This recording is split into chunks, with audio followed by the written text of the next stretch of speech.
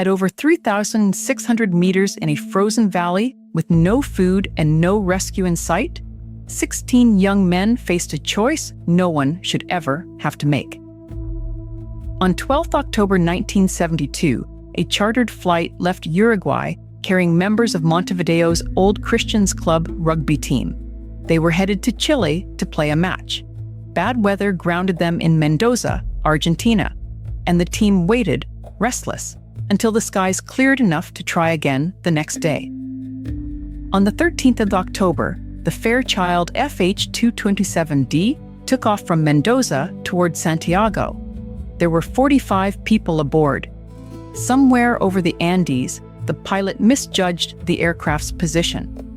Believing he had cleared the mountains, he began his descent too early, while the plane was still surrounded by peaks. At around 3:30 in the afternoon, the aircraft struck a mountainside. Both wings were torn away. The fuselage slid and came to rest in a remote, snowbound valley near the border between Argentina and Chile. Many aboard were killed instantly. Those who lived opened their eyes to a world of ice and silence, more than 3.5 kilometers above sea level. But the crash was only the beginning. Part 1, the Valley of Tears. The real question was how long anyone could survive up here at all. The place where they landed would later earn a name that says everything: the Valley of Tears. It sat at an altitude of over 3,600 meters, a place where the human body simply begins to fail. Nights were brutally cold. The thin air made every movement exhausting, and there was almost nothing to eat. Yet even in those first days, the survivors organized themselves. 2 of them were medical students, and they went to work on the injured, improvising splints from pieces of the wreckage to set broken limbs. The glare of endless snow threatened to blind them, so the group fashioned makeshift goggles to protect their eyes. They tended the wounded, rationed what little they had, and told each other that rescue was coming. They believed planes were searching the skies for them at that very moment. What they could not know was how invisible they truly were. The fuselage was white. Against the snow, it all but vanished. And with each passing day, a colder truth was settling over the valley. How long could hope survive when no one could see you? Part 2, Buried Alive. For weeks, the survivors clung to the belief that they would be found, but the wreckage stayed hidden. Search efforts swept the mountains and came up with nothing. The white fuselage, lost against endless white slopes, would not be located for over 2 months. Then came the night that nearly ended everything. On 29 October 1972, as the survivors slept inside the fuselage, an avalanche roared down the mountain and buried them where they lay. 8 more people were killed. Those who lived found themselves trapped beneath the snow, fighting for air in total darkness. They dug. They clawed their way toward the surface and used a pole to punch a breathing hole through the packed snow above them, drawing in thin, freezing air to stay alive. They had already survived a plane crash. Now, they had survived being buried alive. But their bodies were breaking down. There was no food left.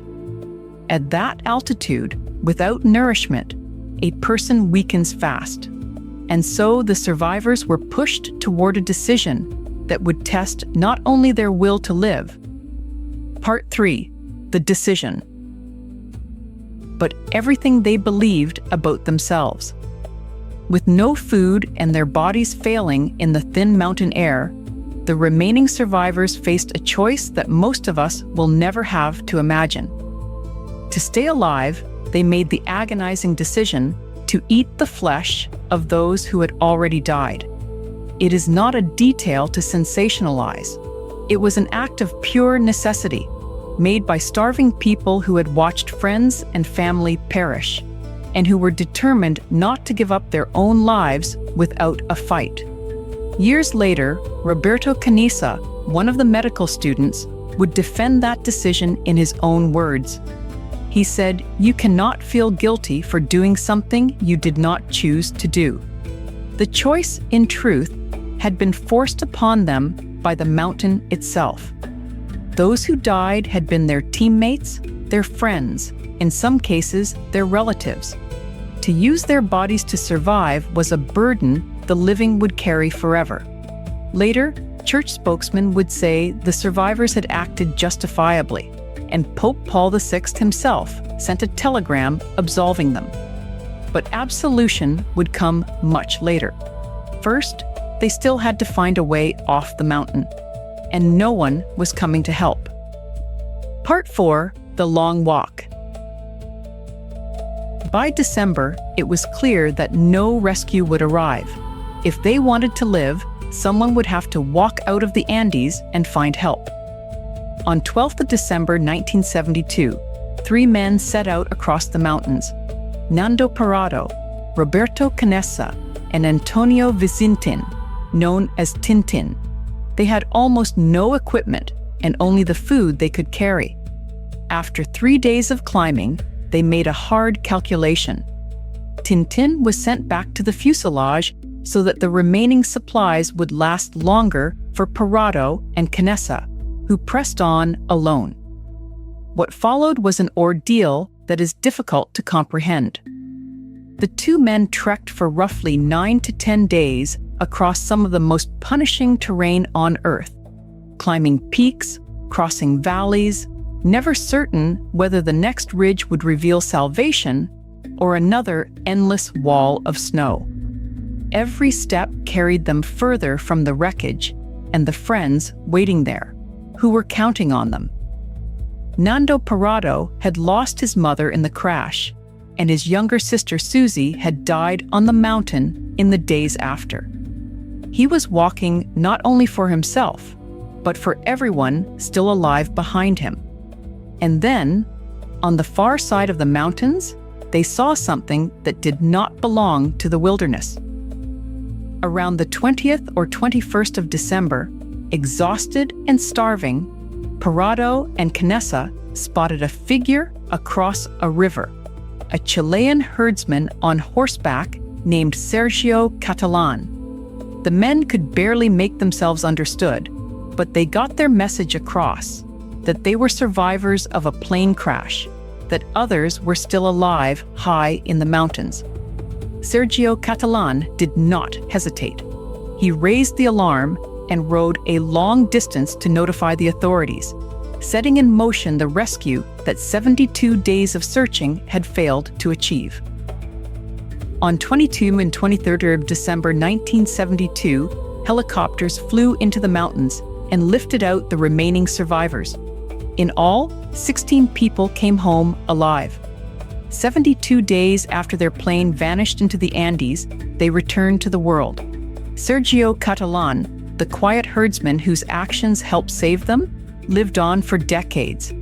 He died in February 2020 at the age of 91. News of the miracle spread around the globe, but the story was not finished, because the world was about to learn exactly what these young men had done to survive. Part 5, Coming Home and Carrying It. And the reaction would not be simple. At first, the world celebrated.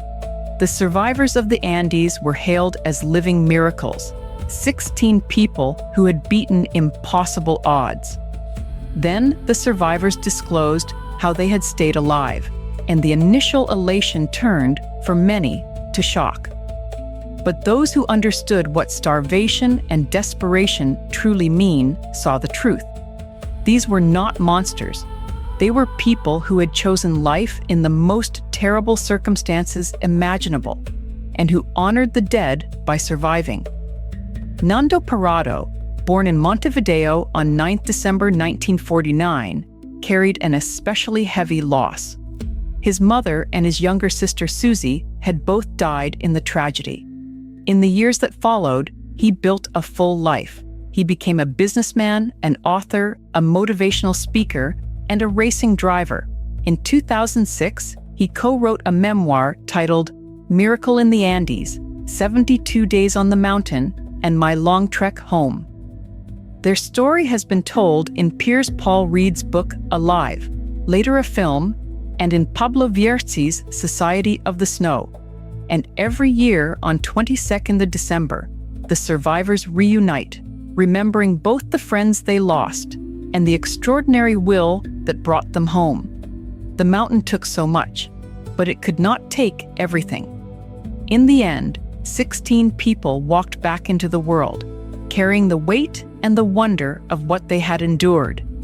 If this story stirs up difficult feelings around trauma, grief, or thoughts of self-harm, please reach out to a trusted person or a local crisis and mental health support line in your country. You do not have to carry it alone.